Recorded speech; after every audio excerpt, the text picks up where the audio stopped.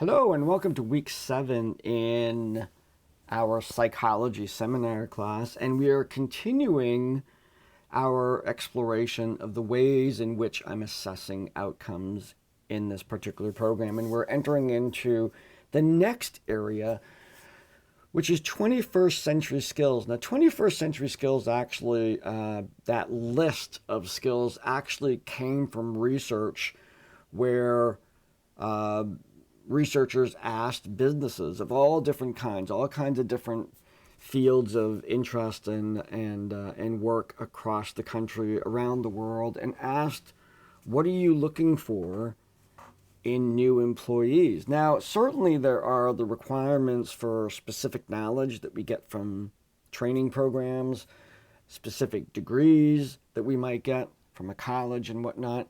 But by and large, the things that they were looking for in terms of the type of general skills that they want people to have regardless of what they're being hired for are the skills listed in this particular unit.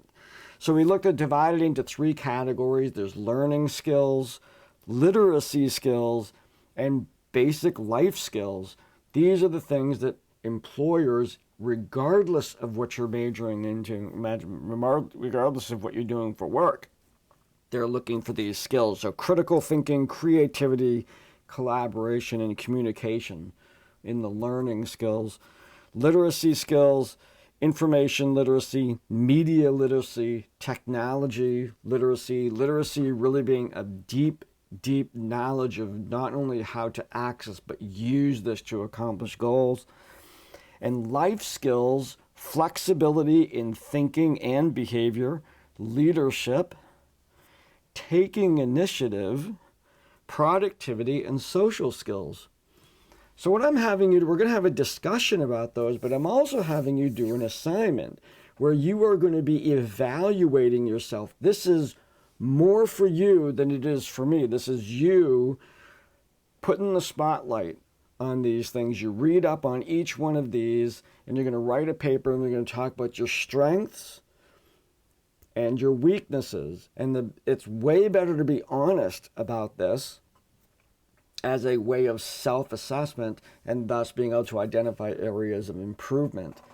And so you'll be looking at, let's say, your critical thinking skills. How sharp are those right now? What do you think? How good are you at it? What do you think could be developed? Your productivity, if you're a procrastinator, maybe now's the time to actually create a plan around that. Just looking at each one of these, I expect that you're going to have some in here that you're very good at, very talented at, and there's going to be some others where perhaps there needs to be some work done in order for you to get that skill that any future employer is really going to be looking for. Now then, the other sort of thing, and maybe we could throw this into the discussion, is how do we document this? How do we actually create evidence so that we can show it to an employer? And I think it's becoming more and more feasible that we actually have a section in our resume or our CV, curriculum vitae, which is a much larger presentation of professional skills, but a section in that actually talks about things that you've done that reflect your abilities across these 21st century skills. So, in terms of how I'm approaching these in the program, these are still very much under development. You can see that there's some crossover with some of the existing APA and value rubrics, certainly, but looking at different opportunities for, let's say, leadership, looking at the development of flexibility, taking initiative. I'm going to be developing this as I go. I think there's plenty of opportunities in the program for that to happen. It's just a matter of identifying them and linking them to these particular outcomes. So reflect on that, reflect on the discussion, and get that assignment in by the end of the week. I'm looking forward to a really, really rich personal assessment on these particular skills. So I will see you in class.